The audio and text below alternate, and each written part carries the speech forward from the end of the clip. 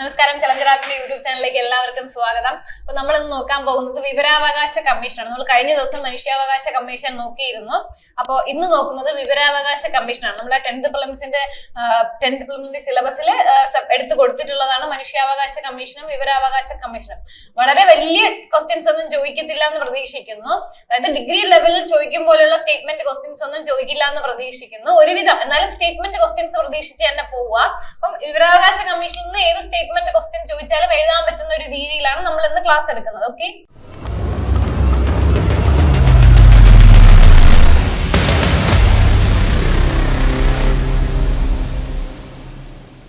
നമ്മൾ മനുഷ്യാവകാശ കമ്മീഷൻ പഠിച്ചപ്പോൾ ഒരു മനുഷ്യാവകാശ നിയമം പഠിച്ചിരുന്നു. അപ്പൊ അതുപോലെ വിവരാവകാശ കമ്മീഷൻ പഠിക്കുമ്പോൾ നമ്മൾ എന്ത് ചെയ്യുന്നു, അതിനെ പറ്റിയുള്ള ഒരു വിവരാവകാശ നിയമം കൂടെ പഠിക്കണം. കുറച്ച് കാര്യങ്ങൾ വിവരാവകാശ നിയമവുമായിട്ട് ബന്ധപ്പെട്ട് ഞാൻ പറയുന്നുണ്ട്. അത് കഴിഞ്ഞിട്ട് നമുക്ക് ദേശീയ വിവരാവകാശ കമ്മീഷനും സംസ്ഥാന വിവരാവകാശ കമ്മീഷനും നോക്കാം.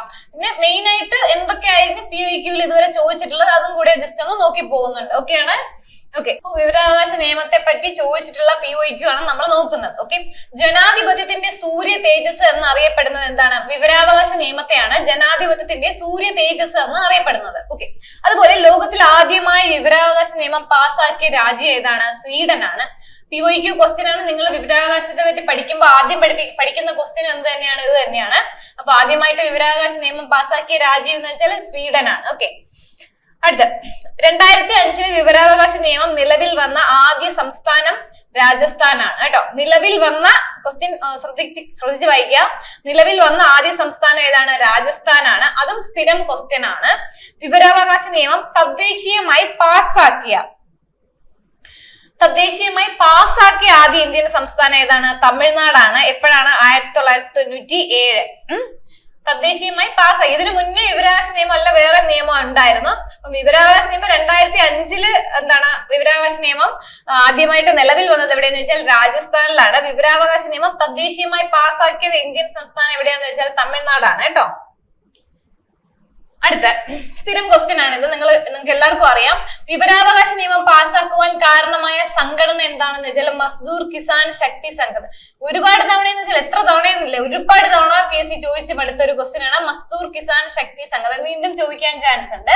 അപ്പം അതിന്റെ മസ്ദൂർ കിസാൻ ശക്തി സംഘത്തിന്റെ സ്ഥാപക ആരെന്ന് ചോദിച്ചാൽ അരുണ റോയ് ആണ്. ആരാണ്? അരുണ റോയ്. അപ്പൊ ഇന്ത്യയിൽ ആദ്യമായി വിവരാവകാശ അപേക്ഷ നൽകിയത് ആരാണെന്ന് ചോദിച്ചാൽ ഷാഹിദ് റാസ ബർണെ. എവിടെയാണ്? പൂനെ പോലീസ് സ്റ്റേഷനിലാണ് ആദ്യമായിട്ട് വിവരാവകാശ അപേക്ഷ നൽകിയത്. ഓക്കെ, വിവരാവകാശം നമുക്ക് എന്താണ്?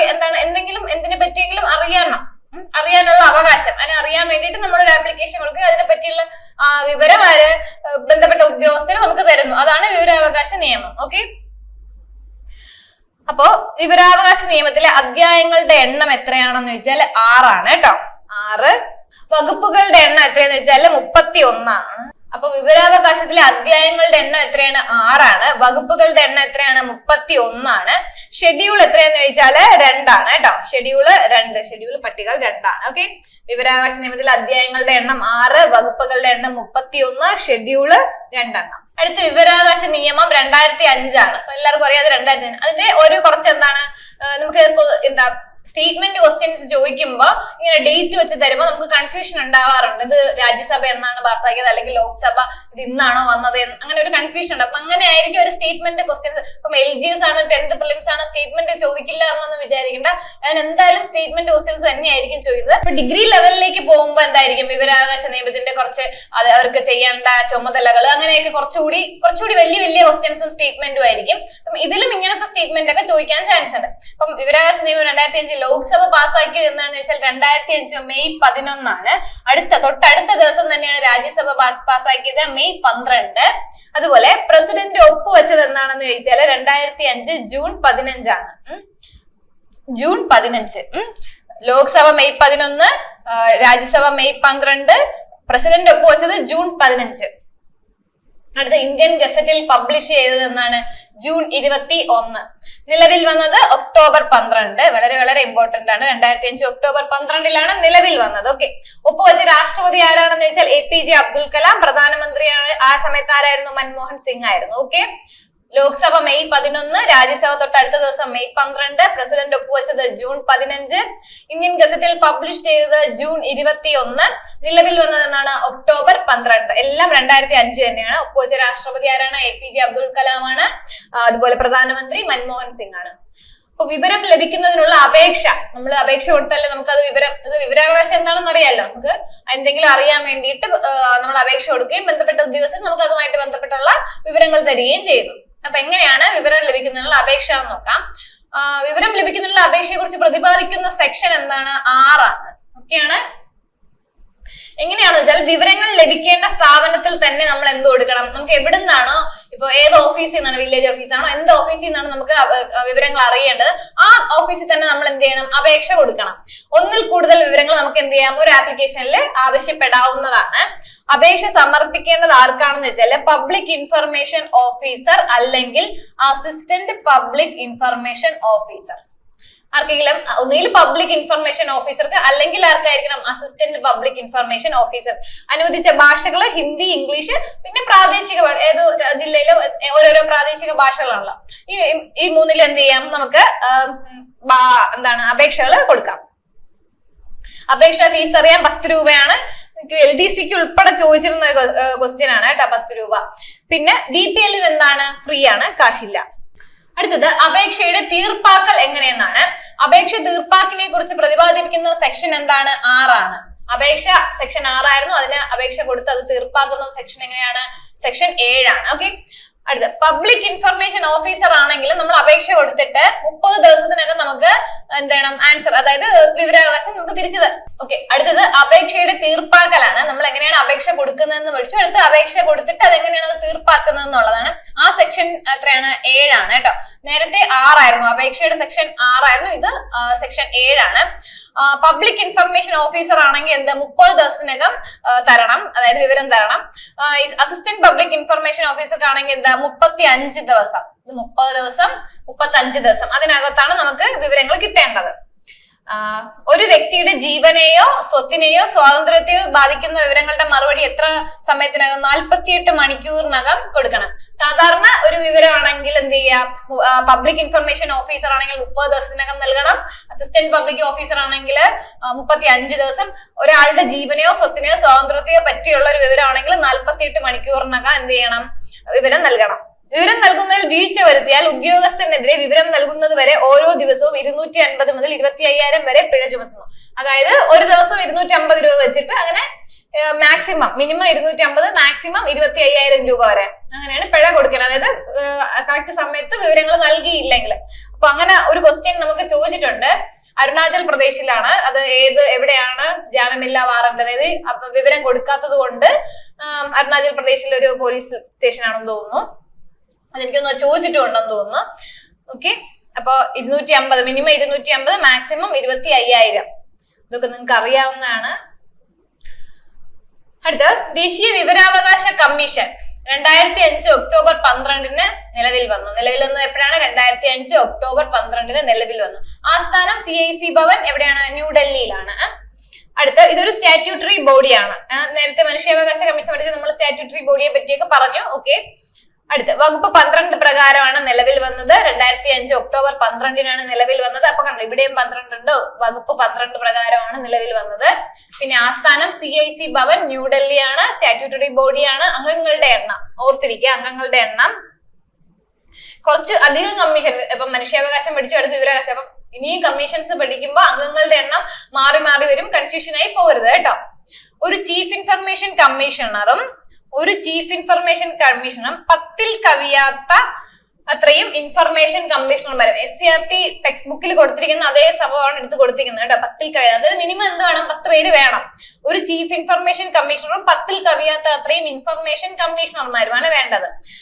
ഈ ഇൻഫർമേഷൻ കമ്മീഷണർ അല്ലെങ്കിൽ അംഗങ്ങൾക്ക് ഇതുമായിട്ട് ബന്ധപ്പെട്ടുള്ള കുറച്ച് യോഗ്യതകളും കാര്യങ്ങളും ഒക്കെ ഉണ്ട്. എന്താന്ന് വെച്ചാല് നമ്മള് മനുഷ്യാവകാശം പഠിപ്പിച്ചതുപോലെ മറ്റേ ചീഫ് ജസ്റ്റിസ് അങ്ങനെയല്ല. ഇതിനെ പറ്റിയൊക്കെ കുറച്ച് അവബോധമൊക്കെ ഉള്ള കുറച്ച് ആൾക്കാരെ, കുറച്ച് വിവരം, അതായത് ഇതിനെ പറ്റിയുള്ള കുറച്ച് വിവരങ്ങൾ അറിയുന്നവർക്കാണ് അംഗത്വം കൊടുക്കുക കേട്ടോ. ചീഫ് ഇൻഫർമേഷൻ കമ്മീഷണർമാരെയും നിയമിക്കുന്നത് ആരാണ്? രാഷ്ട്രപതിയാണ്.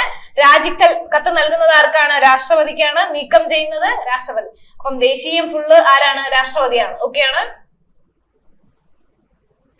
അടുത്ത റിപ്പോർട്ട് സമർപ്പിക്കുന്നത് കേന്ദ്ര സർക്കാരിനാണ്. ഒരു സ്റ്റാറ്റ്യൂട്ടറി ബോഡിയാണെന്ന് പറഞ്ഞു, അതുകൊണ്ട് തന്നെ റിപ്പോർട്ട് സമർപ്പിക്കുന്നത് എന്ത് ആർക്കായിരിക്കും? കേന്ദ്ര സർക്കാരിന് തന്നെയായിരിക്കും. കാലാവധി എന്താണ്? 3 വർഷം അല്ലെങ്കിൽ 65 വയസ്സാണ്. 3 വർഷം അല്ലെങ്കിൽ 65 വയസ്സാണ്. ഇത് ഈ അംഗങ്ങളെ തിരഞ്ഞെടുക്കുന്ന സമിതി ഉണ്ടല്ലോ, സമിതിയിൽ നമ്മൾ മറ്റേ കമ്മീഷൻ മനുഷ്യാവകാശ താരതമ്യം ചെയ്യുമ്പോൾ ഇത് കുറച്ച് കുറവാണ് തിരഞ്ഞെടുക്കുന്ന. നമ്മൾ പിന്നെ അതിൽ എക്സ് ഒഫീഷ്യോ ഒക്കെ ഒരുപാട് പഠിച്ചിട്ടുണ്ട്.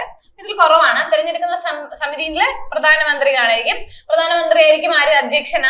അധ്യക്ഷൻ പ്രധാനമന്ത്രി ആയിരിക്കും. പിന്നെ പ്രധാനമന്ത്രി നിർദ്ദേശിക്കുന്ന ഒരു ക്യാബിനറ്റ് മന്ത്രിയും പിന്നെ ലോക്സഭാ പ്രതിപക്ഷ നേതാവുമാണ് തിരഞ്ഞെടുക്കുന്ന സമിതി. ഓക്കെ, പിന്നെ പ്രത്യേകം നോക്കിയിരിക്കേണ്ടത്, ഇത് സ്റ്റേറ്റ്മെന്റിൽ വന്നാൽ കുറച്ച് കൺഫ്യൂസിംഗ് ആയി നിങ്ങൾക്ക് തോന്നാം. ചെയർമാൻ പുനർനിയമനത്തിന് യോഗ്യനല്ല, അംഗങ്ങൾക്ക് ചെയർമാൻ ആകാം. അതായത് ഇപ്പൊ ഒരു ചീഫ് കമ്മീഷണറും അസിസ്റ്റന്റ് കമ്മീഷണർമാരും ഉണ്ടല്ലോ. അപ്പൊ അതില് ചെയർമാൻ ആയ ആൾക്ക് എന്താവാൻ പറ്റില്ല? പുനർനിയമനം, അതായത് വീണ്ടും ചെയർമാൻ ആവാൻ പറ്റില്ല. പക്ഷെ അംഗങ്ങൾക്ക് എന്ത് ചെയ്യാം? ചെയർമാൻ ആകാം. ഓക്കെ, മനസ്സിലായല്ലോ? ചെയർമാന് വീണ്ടും പുനർനിയമനം അല്ലെങ്കിൽ വീണ്ടും ചെയർമാൻ ആവാൻ പറ്റില്ല. പക്ഷെ അംഗങ്ങൾക്ക് എന്താവാം? ചെയർമാൻ ആവാം. ഓക്കെ, പക്ഷെ ഈ അംഗങ്ങൾക്ക് ചെയർമാൻ ആകാനേ പറ്റൂ, വീണ്ടും അംഗമാവാൻ കഴിയില്ല. മനസ്സിലായെന്ന് വിശ്വസിക്കുന്നു. ചെയർമാന് പുനർനിയമനത്തിന് അർഹനല്ല, അതായത് ചെയർമാന് വീണ്ടും ചെയർമാൻ ആവാൻ പറ്റില്ല. അംഗങ്ങൾക്ക് എന്ത് ചെയ്യാം? ചെയർമാൻ ആവാം. പക്ഷെ ഈ അംഗങ്ങൾക്ക് വീണ്ടും അംഗങ്ങളാവാൻ കഴിയില്ല. ഓക്കെയാണ്.